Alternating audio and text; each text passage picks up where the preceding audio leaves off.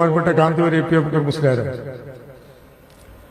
നിർഭാഗ്യമാണ് അയാൾ പുറത്താക്കി. അല്ലെങ്കിൽ ഇപ്പോ സമസ്തന്റെ 100ാം വാർഷികം പ്രഖ്യാപിക്കേണ്ടത് അയാളായിരിക്കും. അത്ര സീനിയോറിറ്റിയുള്ള, അത്ര കഴിവുള്ള ആളാണ്. അത്ര സീനിയോറിറ്റി സമസ്തയിൽ പാരമ്പര്യം, അത്രമാത്രം കഴിവുണ്ട്. ഇന്ന് സമസ്തയെ ഒന്നിച്ചു നയിക്കാൻ മാത്രം കഴിവുള്ള ആളാണ്. കഴിയെങ്കിൽ അയാൾ ഇതിനെ യോജിപ്പിക്കാൻ വേണ്ടത് ഈ സമയത്ത്. ശൈഖുനാ ശംസുൽ ആഗ്രഹിച്ചിരുന്നല്ലോ യോജിപ്പിക്കും. ശംസുൽ ആഗ്രഹിച്ചിരുന്നു. ഞാൻ ചന്ദ്രികയിൽ എഴുതിയിട്ടില്ലേ? ശൈഖുനാന്റെ വഫാത്തിന് ശേഷം കാന്തപുരത്തിന്റെ പുസ്തകത്തിലുണ്ട്, കാന്തപുരം എഴുതിയിട്ടുണ്ട്. ശൈഖുന അവസാന കാലത്ത് ഐക്യം ആഗ്രഹിച്ചിരുന്നു എന്ന് എന്നോട് പറഞ്ഞിട്ടുണ്ട്.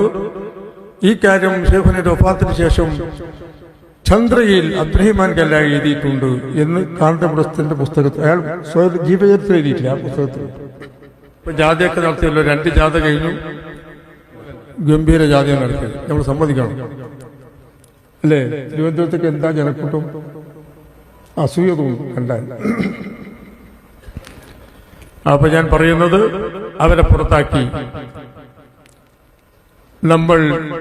അവർ നമുക്കെതിരെ വെല്ലുവിളി ഉയർത്തി. SYSന്റെ സമ്മേളനം പ്രഖ്യാപിച്ചു എറണാകുളത്ത്. നാട്ടിക മുസ്ലിയാർ മറ്റൊരു സമ്മേളനം തൃശ്ശൂരിൽ പ്രഖ്യാപിച്ചു.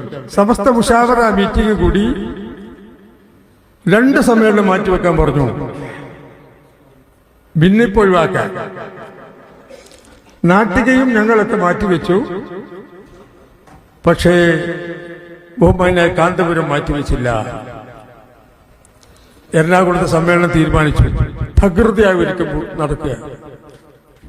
ഇവിടുന്നൊക്കെ എത്ര വാഹനമാണ് അങ്ങോട്ട് ബുക്ക് ചെയ്തത് നമ്മുടെ ഉമറാക്കൾ എറണാകുളത്തേക്ക്. ഞങ്ങൾ ഭയപ്പെട്ടു പോയി, ആ സമ്മേളനം വിജയിച്ചാൽ പിന്നെ നമ്മളെ കഥ കഴിഞ്ഞു.